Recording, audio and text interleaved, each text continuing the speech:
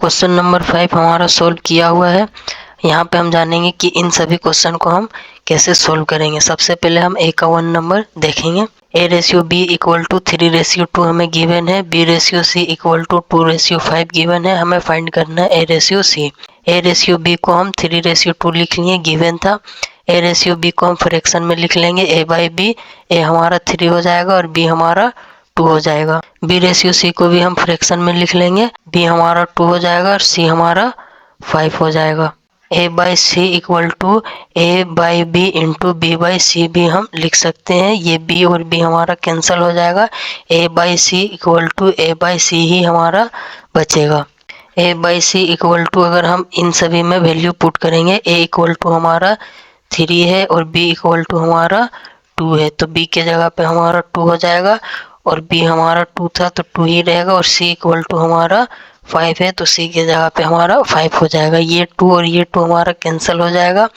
3/5 हमारा बचेगा तो ए सी इक्वल टू 3/5 हो जाएगा। ए सी को हम ए रेशियो सी भी लिख सकते हैं। A ratio C equal to 3:5, ये हमारा आंसर हो जाएगा ए का 1 नंबर। अब हम सोल्व करेंगे सेकेंड नंबर। फाइंड करना A ratio B ratio C. यहाँ पे हमें गिवन है ए रेशियो बी जो हमने लिख लिया और यहाँ पे हमें गिवन है बी रेशियो सी, यहाँ पे हमने लिख लिया है।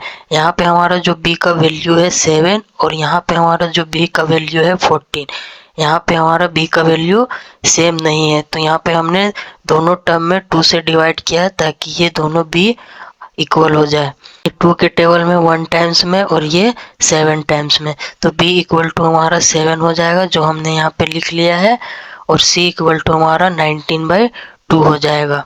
तो यहाँ पे हमारा a इक्वल टू 3 है और b इक्वल टू यहाँ पे हमारा 7 है और c इक्वल टू हमारा 19/2 है। तो a ratio b ratio c हमारा a की जगह पे हमने 3 लिख लिया, b की जगह पे 7 लिख लिया और c के जगह पे 19/2 लिख लिया।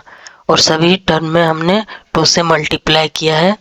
2 के टेबल में ये 1 टाइम्स में कैंसिल हो जाएगा और ये भी 2 हमारा 1 टाइम्स में कैंसिल हो जाएगा। 3 इंटू 2 हमारा 6 हो जाएगा, 7 इंटू 2 हमारा 14 हो जाएगा और 19 हमारा 19 हो जाएगा। तो A ratio B ratio C ये हमारा आंसर हो जाएगा।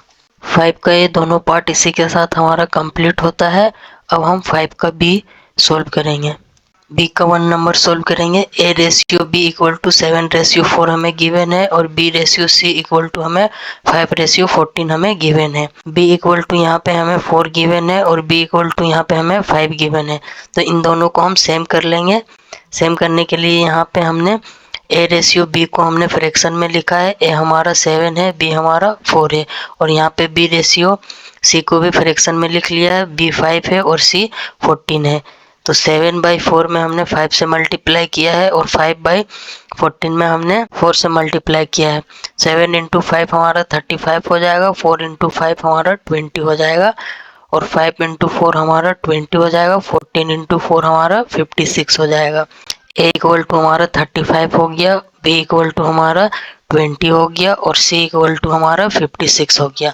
ए बाई सी को हम लिख सकते हैं A by B into B by C. B और बी हमारा कैंसिल हो जाएगा तो A by C equal to A by C ही हमारा बचेगा। अगर हम इन सभी में वैल्यू पुट करेंगे तो ए के जगह पे हमारा 35 हो जाएगा और बी के जगह पे हमारा 20 हो जाएगा और सी के जगह पे 56 हो जाएगा। ये 20 और ये 20 हमारा कैंसिल हो जाएगा। 35/56 हमारा बचेगा। तो A by C equal to हमारा 35/56 हो जाएगा, जिनको हम लिख सकते हैं A ratio C equal to 35:56। ये हमारा बी का 1 आंसर हो गया। अब हम बी का सेकेंड नंबर देखेंगे। यहाँ पे हमें A ratio B ratio C find करना है। A ratio B equal to 5:6 हमें गिवन है और B ratio C equal to 4:7 हमें गिवन है। बी इक्वल टू हमें यहाँ पे 6 गिवन है और यहाँ पे हमें b इक्वल टू 4 गिवन है, तो दोनों को हम सेम कर लेंगे। a रेशियो b को हमने a बाई बी फ्रैक्शन में लिख लिया है, b रेशियो c को भी हमने फ्रैक्शन में लिख लिया है। यहाँ पे हमने दोनों टर्म में 2 से मल्टीप्लाई किया है और यहाँ पे हमने दोनों टर्म में 3 से मल्टीप्लाई किया है। 5 इंटू 2 हमारा 10 हो गया a इक्वल टू और 6 इंटू 2 हमारा 12 हो गया b इक्वल टू और यहाँ पे 4 इंटू 3 हमारा b इक्वल टू 12 हो गया और c इक्वल टू हमारा 7 इंटू 3। तो a ratio b ratio c हमारा हो जाएगा 10 12 और सी हमारा है 21। 10:12:21।